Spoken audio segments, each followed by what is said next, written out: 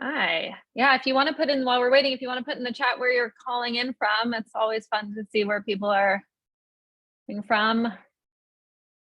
Representation across the country. Louisiana, New Hampshire, hi. Oregon, all over the place. Florida, Utah, fun. Snowy.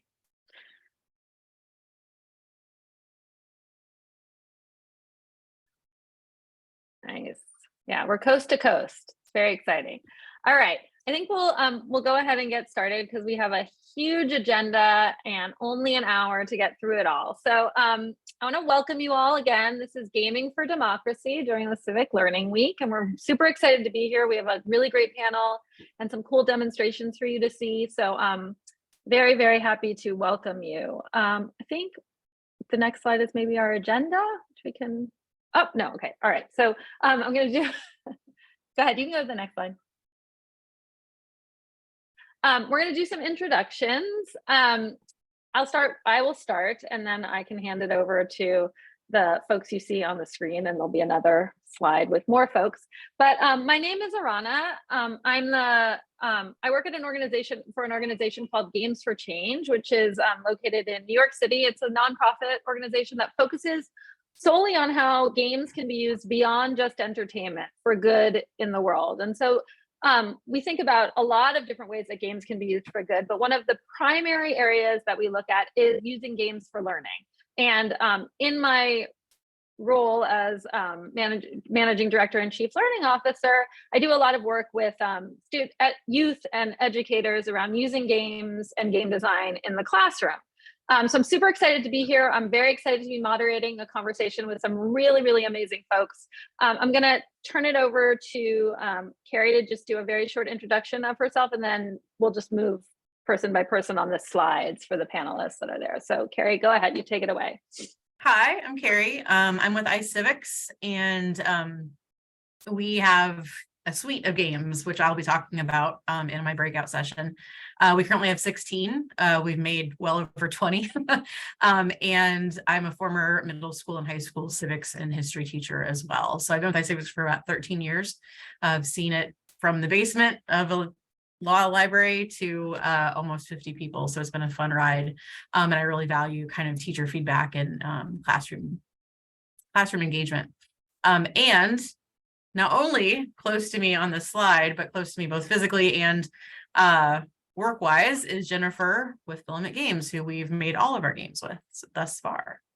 Thanks, Carrie. Hi, I'm Jennifer Javornik. I'm the VP of Partnerships and Business Development for Filament Games. So we are a studio that designs and creates games for positive impact. And as Carrie said, we've been the developer for the iCivics game. So I'm really excited to be here. Just go to the next slide. Yeah, perfect. Okay, Greg, you're up.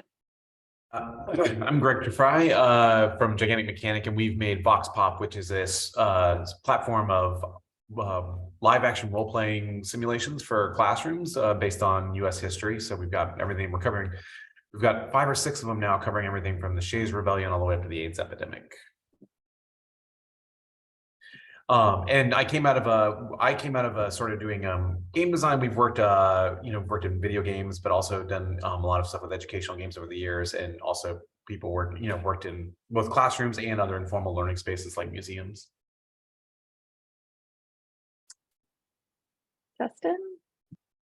Hi, I'm Justin Edwards. I'm the Director of Learning Experiences at Minecraft. Minecraft, if you haven't heard of it, is one of the world's biggest, most popular computer games. We are also the most watched thing on YouTube. Minecraft just recently passed a trillion views on YouTube, so it's a pretty huge reach. I have responsibility for building educational material in the Minecraft game, and I specifically work for the education edition of the game, but I also build material for Bedrock, and we've built games for partners like the Nobel Peace Center, which is here behind me. I've also worked with people like the BBC Earth, just done a piece of work with David Attenborough around climate change, and just launched yesterday a piece with NASA, which is all about the Artemis program and encouraging young people to participate in STEM education. So absolutely delighted to talk to you all today. Hey, and last but not least, go for it. Hi, everyone. I'm Anahita, Anahita. To break it up for you, it's okay if you get the pronunciation wrong as long as you try. I'm with a company called Alterea, and my background is actually primarily narrative. So I studied narrative in college, film, theater, game design, theme park design, literature, history, all sorts of things. And I'm particularly interested in storytelling for social impact. I think stories change people. And I specialize in interactive storytelling because I think it's very powerful to see people make actions that have consequences. I've been working on a game called Agents of Influence, which is a spy team media literacy game focusing on critical analysis, research, and how to have respectful conversations with those that you disagree with. And very excited to be here with these very, inspiring people. Great. Okay, so I think we can go to the next slide. And okay, so here's our agenda for the next hour. We're in the midst of introductions right now. After that, we're going to do a little panel discussion with the panelists where they'll talk a little bit more deeply about the game that they're here to showcase. And we'll talk just more broadly about using games to kind of drive civic engagement and understand civics deeper. Then you're going to have the opportunity to pick one of these esteemed panelists to join in a breakout for 15 minutes where you get to dive deep into a demo of the game, and you'll be able to ask them some questions about the game and its impact or whatever you want. And then we'll come back together for some closing comments at the end of the hour. So that's our agenda. Before we get started, I did just want to make sure that everyone knows that there are just a few I think we can save that thank you slide for the end of the experience together. Anyway, a few ground rules. We want to make sure that everyone besides the panelists are staying on mute during our panel discussion, just so that we don't get distracted. And if you have questions, you can use the chat. We probably won't get to questions in the panel discussion from the chat, but if you put them there, I can try to work them into the closing, or you can bring them over to your breakout sessions if you join the breakout session with someone you have a question for. Okay, so we're gonna get started. I'm Arana, Arana Shapiro. I'm the Managing Director and Chief Learning Officer at Games for Change. And I'm gonna just start the panel discussion by framing the games and learning just a little bit for those of you who maybe it's newer or you haven't had a ton of experience with it. But I'm gonna start by just telling you a little bit about myself. I'm a former teacher. So I was a teacher an elementary school teacher for a while, and I came to games sort of by accident. I was really into educational technology, and I was doing like cool projects, never with games. And by accident, I started working with somebody who was deeply invested in using games and game design in the classroom. And when I really thought about what I loved about teaching, the times where I got really excited, it was always the moments where I saw kids very invested in a project or a process, really like so invested that it almost looked like it was their job, right? Like they were taking it on, like they were taking on a role, and they were getting into the kind of grit of the work of something that had some real world application. Whenever that happened in my classroom, I was super, super excited. And what I found from my work with games was that by giving youth the opportunity to either play games or create games or do game-like things in the classroom, they were forced to do those things. They had to take on a role, they had to step into some kind of immersive space, they had to solve some kind of complex problem, and probably most importantly, and most important to this discussion, they had to take on a different perspective, right? So when kids read something or watch a movie, it's sort of coming into them, but they don't have to do anything with it. When you're playing a game and you take on a role, you are forced to kind of step into someone else's shoes and make choices that with that perspective, right? With those circumstances. And so I think what you're going to see as we open up this panel and we start to talk to the panelists is that the power in some of the games that are going to be presented is that you really are forced to step into a different perspective, have empathy for whatever the situation is, and there's a sense of agency that players have. So those three things together are really powerful ways to learn something, right? That you're taking on perspective, you're building empathy, and you have some agency.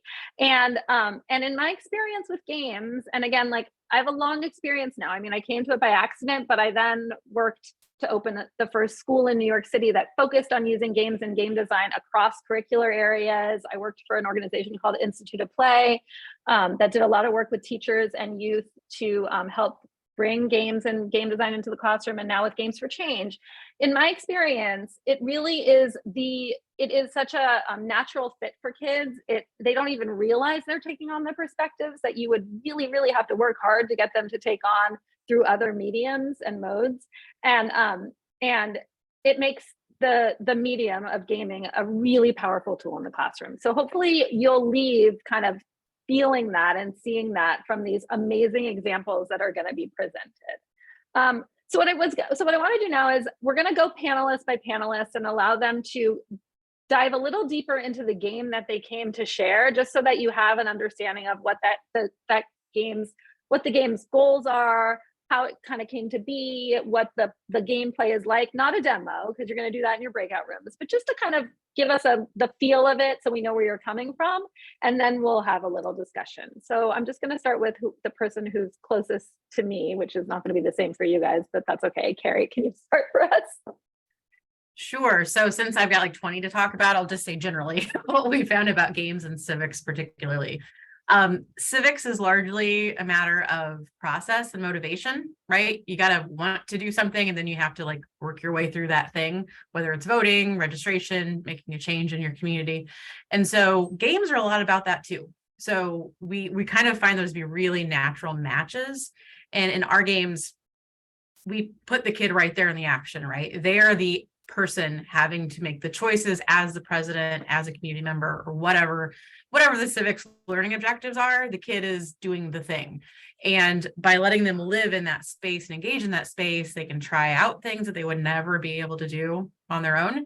And they're able to fail at that in a safe place, and also continue to fail over and over and over again until they get really good at it, right? And feel confident. And we assume and we hope that then they will think, I could probably just do this in real life. And so we really found that like there just is this magic thing between gaming and civic situations, I'll call them. Great. Justin, you're next on my. Brilliant. Well, I'm going to talk about a sequence of games. The first one's called Active Citizen, and the second one's called Peace Builders, and they're both exactly the same. They just extend the narrative. And our game really came about thanks to Games for Change. And Arana was actually one of the people who originally brought them. They were doing work with the Nobel Peace Center in Oslo, looking at how games could immerse young people into the narrative of the Nobel Prize winners and their important causes, and how young people could take forward their cause themselves. And so we were approached with Games for Change in the Nobel Peace Center. Could we build a Minecraft immersive experience that took young people on that journey with the Nobel laureates? And we were delighted to take on that opportunity. And I think that the challenge for us was choosing, which Nobel laureates do you choose? There are just so many amazing stories that you go with, and how many of those would inspire and reach out to different children around the world. You have to remember that Minecraft's 116 countries, 29 languages. It's got to reach all corners of the globe with those kind of inspiring stories. And so we settled on 4 Nobel laureates. Malala was a really easy one for us because it's about education, and young people relate very much to that. So it was in the game. Wangari Maathai, who comes from Kenya and pushed the Greenbelt movement, the regreenification of Kenya. We also had Fridtjof Nansen. If you haven't come across Fridtjof Nansen, he's an amazing Norwegian character from the 1930s that created the Nansen passport, which effectively allowed refugees to exit out of kind of war-torn Finland and the Nordics, and freedom and movement.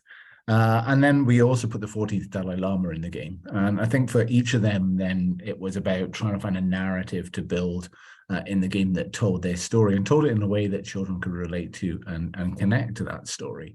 And so we spent a lot of time immersing ourselves in the history of each character, understanding each character, and then working out gameplay that just had a fun, had an excitement, had an understanding, had a right pace as well that children could engage with, but made them think more deeply, that they didn't just play the game, they left the game and went off and discussed the topics or sought more information about the topics and developed it. And it was so successful that actually we ran a second world with 4 other Nobel laureates, and one of the ones in my breakout session I'll talk about is Jody Williams, the American campaigner to ban landmines around the world, and her story with inside that game. But yeah, it's been certainly a fun journey bringing that game to life.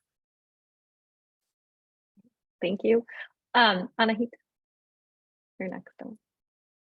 Hi, everyone. So I'm going to be sharing more about Agents of Influence, which is one game, but it has 9+ hours of content. So might as well be a game series.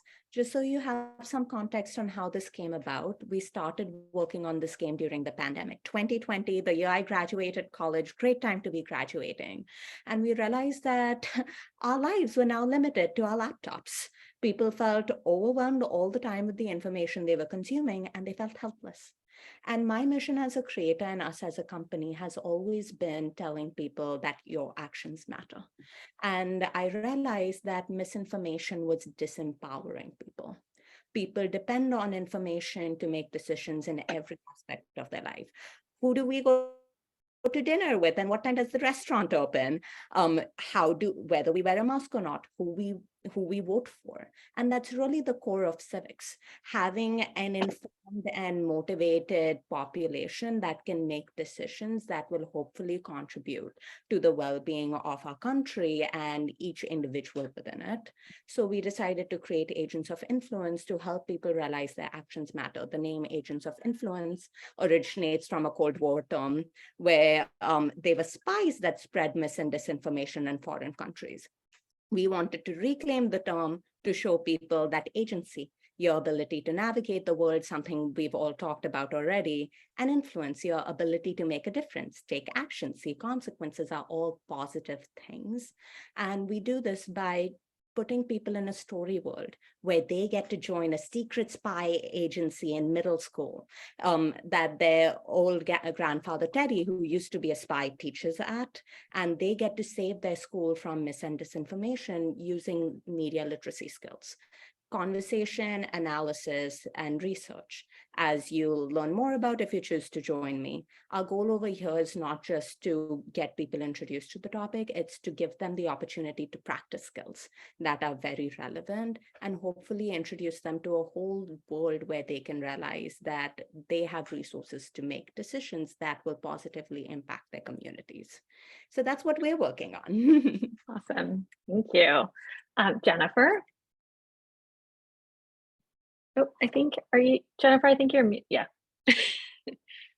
Thanks. This afternoon, I've been asked to demonstrate a game that we actually made for Annenberg Classroom. It's called That's Your Right. And That's Your Right. It can be played in a single player mode or multiplayer mode. It's a free resource that's available on their website. And it it asks players to explore the first 10 amendments, which constitute the Bill of Rights. It's, I think, one of the main objectives when we created the game is to make that old musty document with fancy words seem really relevant to teenagers in situations that they can face on a daily basis. So in my session, I'm going to show you That's Your Right, talk about a little bit how we created it, and then explore the content. Thanks. And last but not least, Greg. So Vox Pop is a series of, I'll put the link in the chat. Vox Pop's a series of platform for these live action role playing games that we've created. We were really interested, I think, Arana, just like you, in this idea of perspective taking and the way that games can do that, and especially role play. And so they're designed for a teacher to using like any projector or classroom screen to very easily facilitate a whole class role play about different moments in history. So the teacher pulls it up on the main screen, like and then it'll play videos giving some background, and then students use a Chromebook or any other web-enabled device to log in, and then they're assigned a role and given information about who they are and what their perspective might be. And then they, as you progress through the role play, everyone is sort of guided into different groups to both like talk about what their values are, and then eventually kind of work together to find different compromises and ways they might be able to work together. And then at the end, it all culminates in a big vote where people present what they've come up with, and everyone votes. And sometimes there's cheering, and sometimes there's yelling and debating. And that's kind of what we were really after with this. We were when we were started making Vox Pop, we were really interested in the role of discussion and how people in civic life, and how we could get people to see that every issue is complex, and that you kind of have to look around and kind of take a holistic view of any problem. Great, thank you. Okay, so I have some questions prepared, but I'm gonna ask the panelists some questions and let you guys chime in, and if it goes in a naturally other direction, that's totally fine. But I wanted to start with the idea of play, which is obviously deeply related to games, but different, right? But so for those of you that are like unfamiliar with the play is really, you play around with something. There might not be rules or a structure or a system that organizes the play, right? So really a game is just organized play. So I wanted to really start with the concept of play and I wanted to get an understanding from the panelists of how you think that the kind of the work of play and civics can go hand in hand together, and what it is about play that gives rise to certain topics maybe more easily than others. And so I don't know, I think I'm going to start with Greg because we ended with him, and I feel like he can kick us off again. And I know that he's thought deeply about the ideas of play in his career, and then maybe if anyone else wants to chime in, we can go from there. Yeah, awesome. I mean, I would love that. That is so play. The way we always think of it is like play is like this really great way where you get to experiment with things and try things out and kind of fail in a somewhat safe space. It's like you kind of mess with blocks when you're a little kid. You kind of play with them and figure out like, what do they do? And I think that carries over into like as you get older and you're playing social games. Sometimes you play Mafia with your friends, and it gives you a chance to kind of play and tell lies and do like behave differently. And so when we were thinking about Vox Pop in particular, in a civics way, like one of the big things, and we talked with like some teachers, some history teachers and civics teachers, and they're like, we want to have debate, but it's hard to do in the class to have like debate about like current issues because it's so touchy and live for folks. And so there was a way about like that we could use using role play and a little bit of play, and then structuring it into a game where you could talk about somewhat the same issues, but in a historical context, and again give people that sort of safe space to sort of express ideas, play with ideas, like see how they kind of fit together in different ways, and found out that was pretty fruitful. And so that's kind of the way we thought about play in the stuff we're doing, which doesn't look like play. Mostly looks like people like arguing with one another. But I think that's that's kind of the cool thing about play is it doesn't always have to look like bouncing a ball. It can take other forms. Yeah. Any other panelists to weigh in or add to that? Yeah, I think it's on the work we did. I think it was an important topic discussion. How you enjoy, create fun around sometimes serious topics that just allows a child or a young person to feel more at ease with the topic. It brings down the barriers so that discussion can happen on that topic. Discussion can happen with trusted adults, or discussion can happen with other children about the nature of the content, which develops a deeper knowledge and understanding. And I think that as adults, then we forget the power of play. We forget the importance of play as well in creating those rules, or creating the discussion, or creating space to allow conversation to be nurtured, and for enjoyment, just to free the mind into thinking about the issues that we're presented with sometimes. And so for us, we walk that fine balance of having play and having fun in topics and opening them up. I would add to that, and just there's an escapist ability. So if you think about your school associated identity, right? I'm the kid that got C's. I'm the kid who can't sit still. I'm the kid who gets A's at everything. Games break that, right? You leave that kid at your seat and you go into a gaming experience or a playful experience, and you're a different person. You're the president, right? Or you're trying to clean up your neighborhood. And in that case, you might kick absolute butt. And, you know, that D student isn't there anymore. That kid who can't ever seem to get anything accomplished isn't there anymore.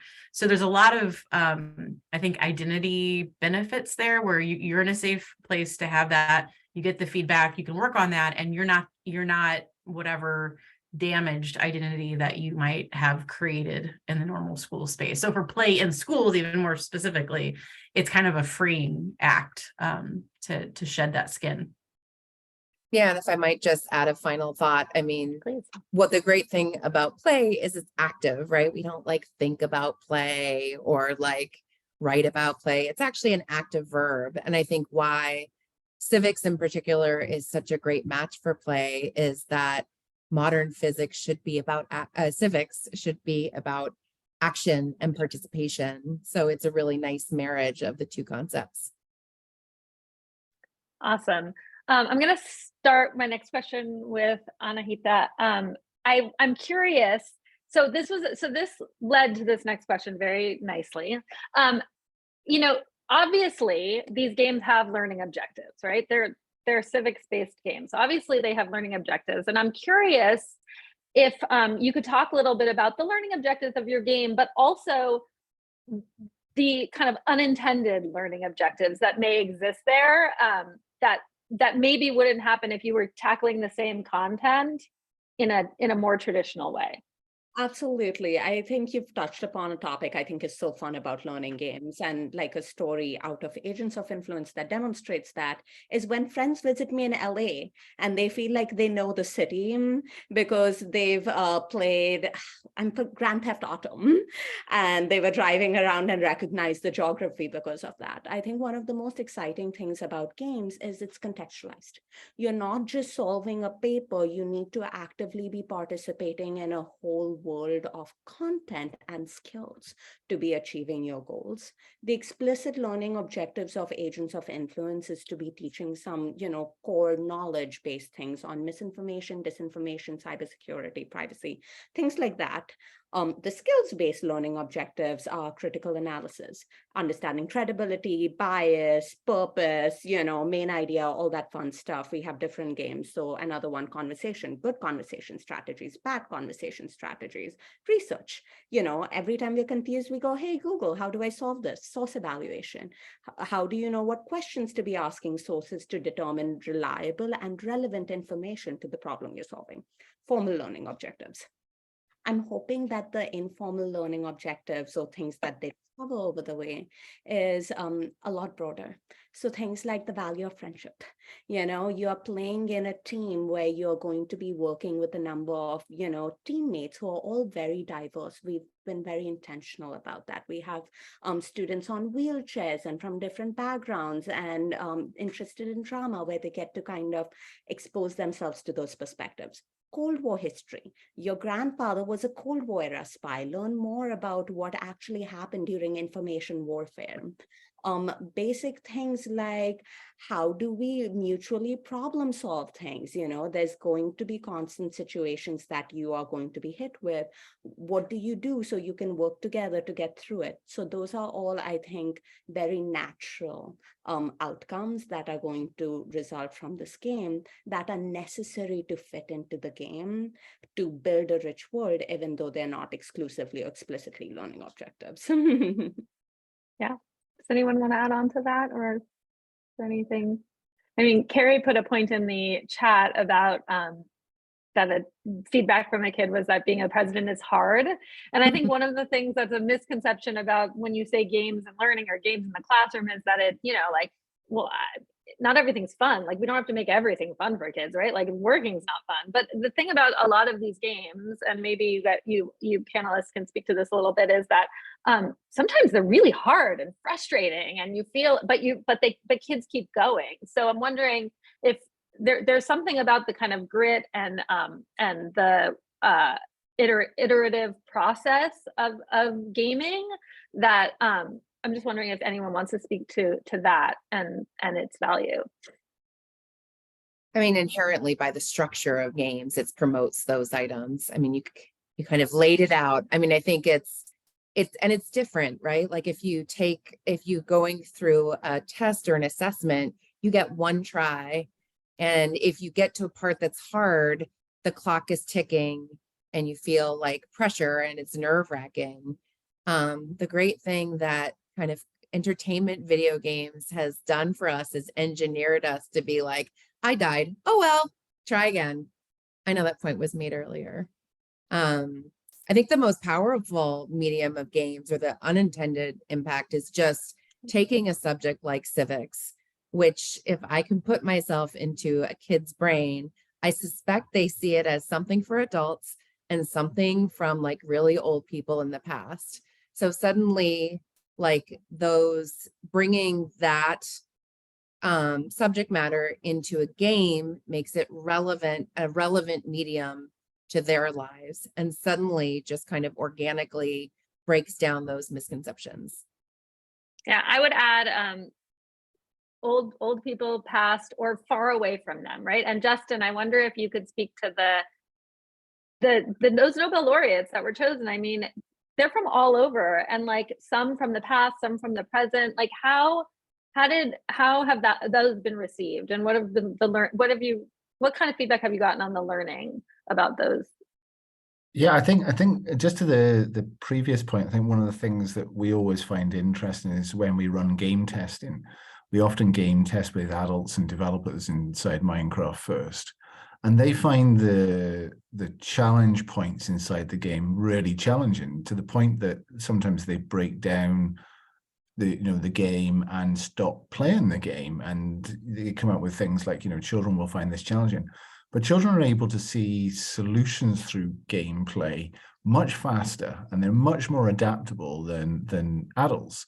And so where you think it's difficult for adults, children absolutely fly through it.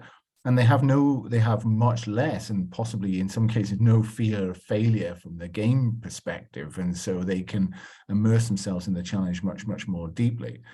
I think to your point on, when we introduced the game, we wanted different people of background, race, and we wanted different ages, different times, that the stories across time are pretty persistent, actually. So, if you look at the issue of refugees, very present during Fridtjof Nansen's time, still present today. The challenges that he saw and tried to resolve, we still try to resolve today.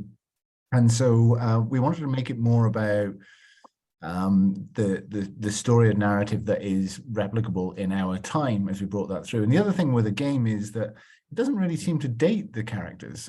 They all seem, you're taken back to that time in history, but the characters, apart from the kind of dress sense and maybe the location, the characters still feel Minecrafty and therefore still feel right up to date with the narrative. And children then don't differentiate. They don't think this is the 1930s or we're telling a story at that particular point in time. They see somebody who is trying to help refugees, and they get caught up in the story and the challenge of that particular point in the game. I want to we have about 5 minutes, and so I want to do one last question that I think is, since we have an audience of educators, I think is a useful one. Sometimes I think when educators are getting started using games in the classroom, it can be really scary. Like it can feel like, oh my God, I'm going to lose control. The kids are going to be playing. They're not going to want to stop. I'm not going to be able to get them off, like whatever. I wonder if any of the panelists have kind of tips or ideas around the best way to bring games into the classroom, the best way to approach the use of games in their civics classroom. I'm opening it up to whoever wants to. I have had this in my mind, forever since I joined iCivics, because I was one of those people who did not do any gaming as a kid. And I am a complete noob to this day on a lot of things. And so we create game guides for teachers, and I literally write it like it's for myself to be like, this is the state, kind of like it eases you into it. So I think providing resources for teachers, explicit resources for teachers about them using it is really important. And another thing that I did when I was a teacher, and I try to like remind teachers to do this too, is your kids are experts at their own stuff. Let them become an expert at this game, right? Like give a couple of your kids an early homework assignment to go like figure this out and come back and explain it to me. And all of a sudden you're sharing a little bit of that sage on the stage experience with your kids. You don't have to necessarily crack that nut alone. They're going to crack it for you, and then it becomes a sharing situation. So I think you have to be a little bit comfortable with like letting go a little bit of that authority and that expertise, because I guarantee you even the most hyper of gamer teachers are probably at the same level as their students for gaming. So I think kind of embracing how this is a brave new world situation where you aren't necessarily that sage for this topic around gaming, and opening that up for your kids. But I'd say support, and then kind of share a little bit if you can. Something I also found to be very helpful was flexibility. There's a lot of people at different levels, teachers, students, both, how much time you have, how much you know about gaming, how much you know about this topic, all of those things. So providing options, and as Carrie said, support clearly. If you know gaming and want to go through the entire game, here's option 1. If you don't want to touch the game yourself and have 30 minutes to play it, this is what we suggest you do. But creating basically a menu that people can play with that will work with their teaching style, because each teacher teaches so differently, and basically spreading a buffet but letting them choose what they eat has been effective with us.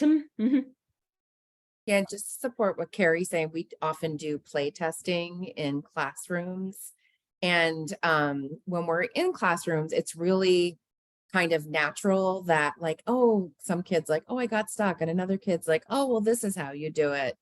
And we've seen this firsthand in classrooms, but it's also validated by research that it actually provides, kids who, again, might not be the highest academically in class to kind of step up and take a leadership role and kind of share their knowledge of gaming with other people in the classroom, which can be really nice to witness. I always find that there's an opportunity for the teacher to actually give knowledge to the young people or the game players before they participate in the game that's going to give them an advantage. And so opening that conversation actually starts to embed some of the knowledge. We did this when we launched our game. We launched it in Oslo with a group of Norwegian children. And there was almost, pure hushed silence in the room because some Easter egg was going to be dropped here about how to develop the game. And then that excitement of actually going to the game with that knowledge. But I think it's also important to create space at the end of the gameplay just for young people to talk about how they felt about it, what they noticed inside the game, and actually to have a discussion, and maybe even encourage them to think about how they would do the game differently. So you put them in the designer mode and in the creator mode, and they start expressing new ideas out of that. And they leave with the energy of not just the gameplay, but the energy of the understanding of what the gameplay was trying to achieve for them. Great. Okay, I think it's time. Thank you so much, everyone. I think it's time for us to go to the breakout room. So there were some questions in the chat. I know David responded by saying that's a great one to raise in your breakouts. Definitely raise questions in your breakouts, and hopefully we can wrap it all up when we come back together. So what's going to happen now is I think the breakout rooms are going to be opened. What you'll see is all 5 options of groups to join, and you can pick whichever one you want. So you can choose which game you'd like to hear more about, and then you'll be in those spaces for 15 minutes, and then we'll come back together to wrap it all up. So let me just see. I think they're open. They're open, and you should be able to move yourself around. If you're not quite sure how to do that, we'll wait till many people have, and then I can help people who are left. Welcome back, everybody.